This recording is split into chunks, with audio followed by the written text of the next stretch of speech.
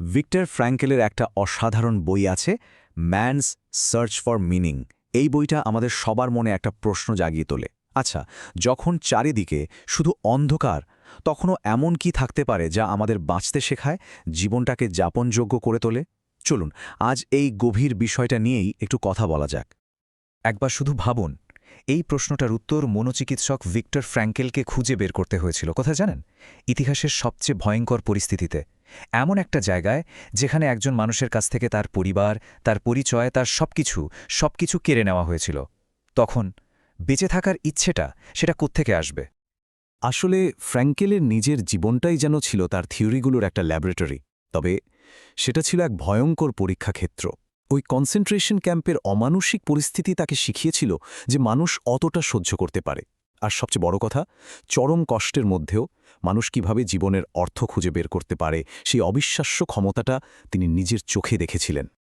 তো ফ্র্যাঙ্কেল একটা জিনিস খুব কাছ থেকে খেয়াল করেছিলেন।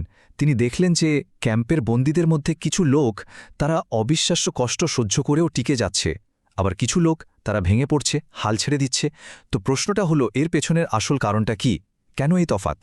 আর ফ্রাঙ্কেল যা খুঁজে পেলেন তা ছিল এক কথায় অসাধারণ। তিনি বুঝলেন, বেঁচে থাকার সবচেয়ে বড় শক্তিটা শারীরিক ক্ষমতা না, একদমই না। আসল শক্তিটা ছিল ভবিষ্যতের ওপর বিশ্বাস রাখা, একটা আশা। যারা নিজেদের জন্য ভবিষ্যতে কোনো একটা উদ্দেশ্য খুঁজে পেয়েছিল, হতে পারে সেটা খুব ছোট কিছু, তারাই কিন্তু ওই অকল্পনীয় কষ্ট সহ্য করার ক্ষমতা পেয়েছিল। ওই ভবিষ্যতের আশাটাই ছিল তাদের মানসিক বর্মের মতো। বিখ্যাত দার্শনিক নিৎসের একটা কথা আছে, যেটা ফ্র্যাঙ্কেল প্রায় বলতেন, যার বেঁচে থাকার একটা কেন আছে, সে প্রায় যে কোনো কীভাবে সহ্য করে নিতে পারে। মানে, আপনার জীবনে যদি একটা উদ্দেশ্য বা ওয়াই থাকে, তাহলে যে কোনো কঠিন পরিস্থিতি বা হাওয়ের মোকাবেলা আপনি করতেই পারবেন। এটাই হলো মূল কথা।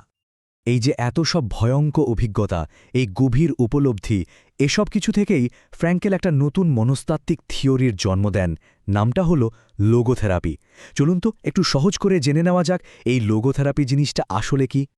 একদম সহজ করে বললে, লোগোথেরাপি হল অর্থ বা মিনিংকে কেন্দ্র করে একটা থেরাপি। এই থিওরিটা বলে, আমাদের জীবনের মূল চালিকা শক্তি হল জীবনের একটা অর্থ খুঁজে বের করার ইচ্ছে। লোগোস শব্দটা এসেছে একটা গ্রিক শব্দ থেকে, যার মানেই হল অর্থ। আর এখানেই ফ্র্যাঙ্কেলের থিওরিটা অন্যদের থেকে একদম আলাদা হয়ে যায়। ভাবুন, সিগমুন্ড ফ্রয়েড বলেছিলেন আমাদের জীবনের মূল চালিকা শক্তি হল সুখ খোঁজা।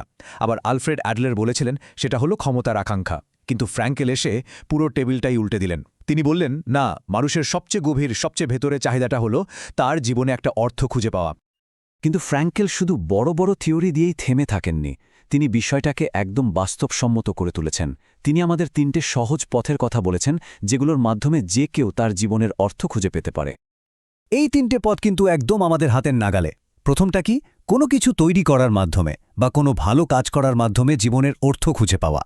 দ্বিতীয়টা হলো কোনো কিছুর গভীরে যাওয়া, যেমন প্রকৃতির সৌন্দর্য উপভোগ করা, শিল্পকে ভালোবাসা বা কোনো মানুষকে মন থেকে ভালোবাসা। আর তৃতীয়টা যেটা হয়তো সবচেয়ে গভীর, সেটা হলো এমন কষ্ট যা আমরা এড়াতে পারব না। সেই কষ্টের মুখোমুখি হয়ে আমরা কী ধরনের মনোভাব দেখাই তার ওপর। ফ্র্যাঙ্কেলের বইয়ের ভূমিকায় গর্ডন অলপোর্ট ঠিক এই কথাটাই বলেছেন। তার একটা অসাধারণ উক্তি আছে, বেঁচে থাকা মানেই কষ্ট পাওয়া, আর টিকে থাকা মানে হলো সেই কষ্টের ভেতরেই একটা অর্থ খুঁজে বের করা। মানে, কষ্ট তো আসবেই, এটা জীবনেরই অংশ। আসল চ্যালেঞ্জটা হলো সেই কষ্টের মধ্যেই একটা উদ্দেশ্য খুঁজে বের করা। এখন মনে প্রশ্ন আসতেই পারে, আচ্ছা, এত দশক আগের এই সব কথাবার্তা আজকের দিনে কতটা খাটে, কতটা প্রাসঙ্গিক? চলুন আমাদের সময়কার একটা খুব পরিচিত সমস্যার দিকে তাকানো যাক। ফ্র্যাঙ্কেল এই অবস্থাটার একটা নাম দিয়েছেন অস্তিত্বের শূন্যতা বা এক্সিস্টেনশিয়াল ভ্যাকিউম। এটা ঠিক কেমন অনুভূতি জানেন? যখন মনে হয় জীবনে কোনো উদ্দেশ্য নেই, কোনো মানে নেই, যেন একটা বিশাল সমুদ্রে আপনি একা ভেসে বেড়াচ্ছেন, কিন্তু কোথায় যাবেন কিচ্ছু জানেন না। আর সবচেয়ে অবাক করা বিষয়টা হলো, আজকের দিনে আমরা যে বার্নআউট শব্দটা এত ব্যবহার করি, তার পেছনের মূল কারণটাই কিন্তু ফ্র্যাঙ্কেলের বলা ওই অস্তিত্বের শূন্যতা।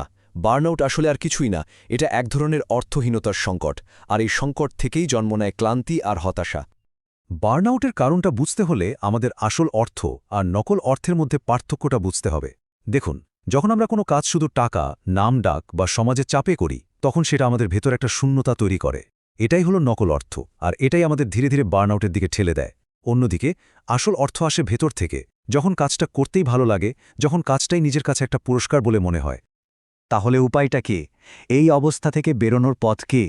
এখানেই ফ্র্যাঙ্কেল আমাদের সবচেয়ে শক্তিশালী আর আশার কথাটা বলেন। তিনি আমাদের মনে করিয়ে দেন আমাদের চয়েস বা পছন্দের ক্ষমতা আর দায়িত্বের কথা। ফ্র্যাঙ্কেলের এই কথাটা তার পুরো দর্শনের মূল ভিত্তি।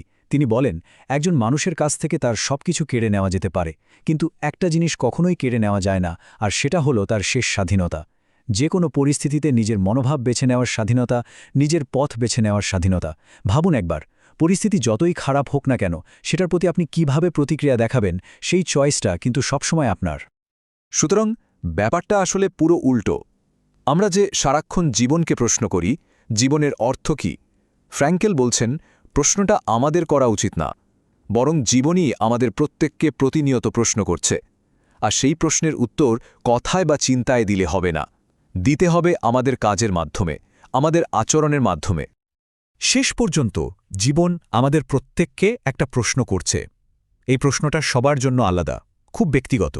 আর এই প্রশ্নের উত্তরটা খুঁজে বের করার দায়িত্বটাও সম্পূর্ণ আমাদের নিজেদের। তো জীবন আপনাকে যে প্রশ্নটা করছে, তার উত্তর আপনি কি দেবেন?